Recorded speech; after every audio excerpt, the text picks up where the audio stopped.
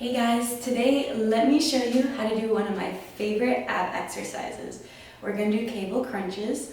Big thing about the cable crunches is you want more spinal flexion, flexing in the spine, versus hip flexion. So what I see a lot when people go and do the cable crunches is they'll be coming down and they'll be putting their hips back more and they'll be flexing more at the hips than they will be at the actual spine here. So, as an example here, we're going to go ahead, get our rope attachment.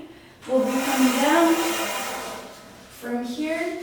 What you're going to be doing is crunching in that, with the upper abs there, bringing that weight down. Notice here, my hips are not coming down like this. I'm not coming down, flexing my hips like that. Here, flexing my core, crunching down. So, I hope that helps, guys. If you have any questions at all, feel free to ask. I'll be here. Thanks for watching, guys, and I'll see you guys next time.